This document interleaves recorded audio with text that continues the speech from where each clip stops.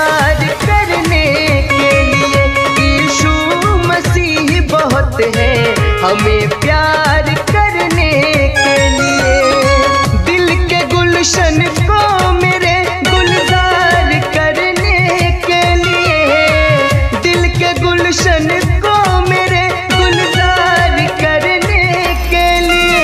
यीशु मसीह बहुत है हमें प्यार करने के लिए।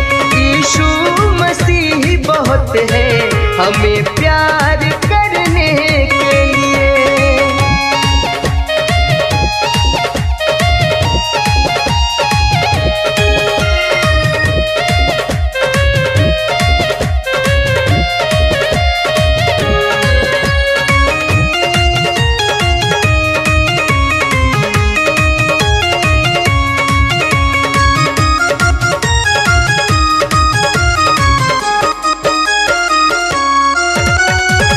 प्यार झूठा है जगत में, यीशु का सच्चा है प्यार। यीशु से जो प्यार करेगा कैसे होगी उसकी हार।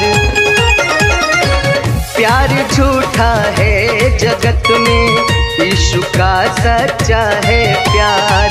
यीशु से जो प्यार करेगा कैसे होगी उसकी हार। यीशु ही काफी है मेरे दुखड़े हरने के लिए। यीशु ही काफी है मेरे दुखड़े हरने के लिए।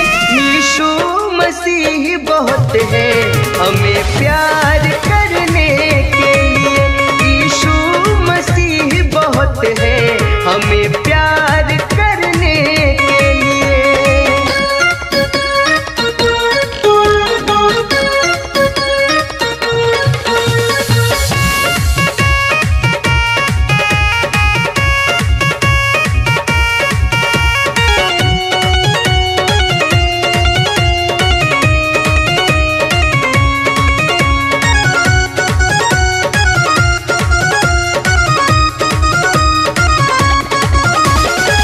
प्यार से तू शीश झुका के मांग ले जो चाहिए।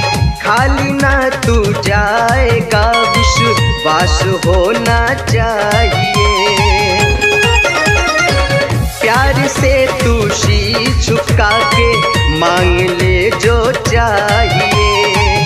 खाली ना तू जाएगा, विश्वास होना चाहिए। पास के सर तड़प रहा है नाम पाने के लिए।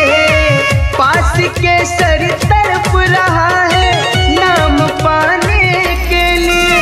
यीशु मसीह बहुत है हमें प्यार करने के लिए।